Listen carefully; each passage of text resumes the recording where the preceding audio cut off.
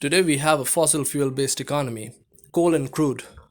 We discovered coal first and then crude oil and then the refined products of crude, gasoline, diesel. These are the things that we use for energy.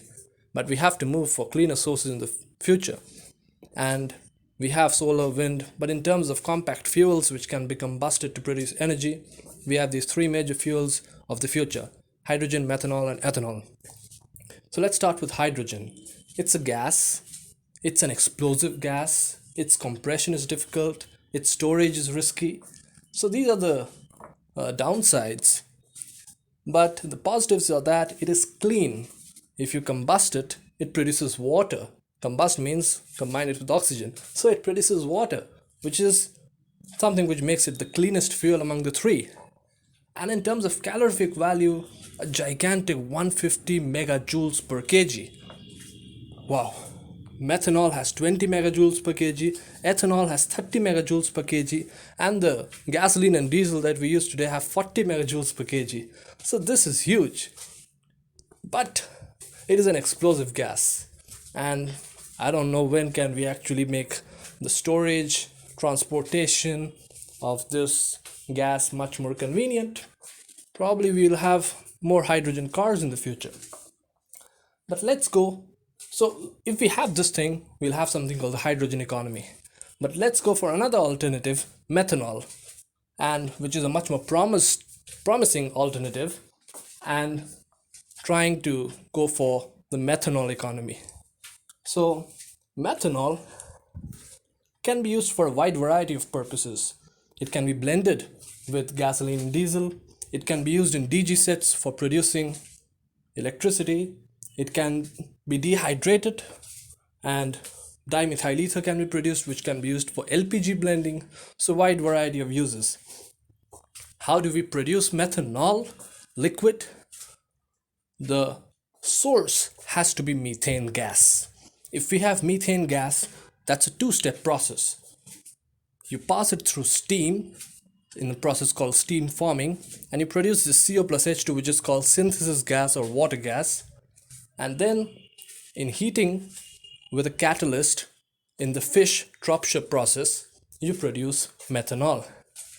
Some scientists are advising a one-step process in which you just pass oxygen in certain conditions over methane and you produce methanol. That's a matter of research. But how do we get this methane? If the source of this methane is dirty, the methanol produced would be dirty. If the source is clean, the methanol produced would be clean.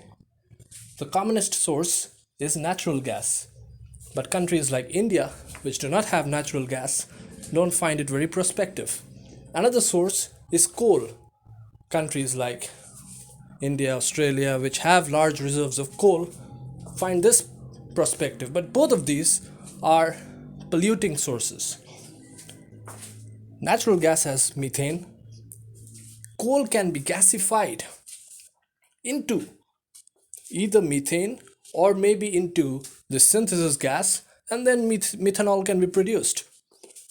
Another source of methanol is biomass.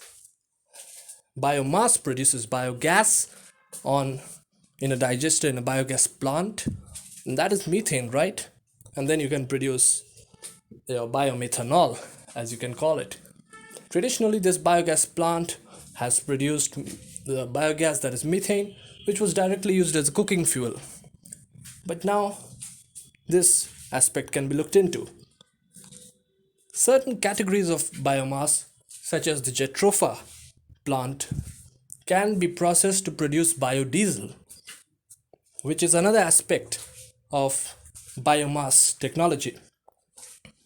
One important suggestion is to use the emissions, the carbon dioxide emissions of industries, and then converting that into methanol.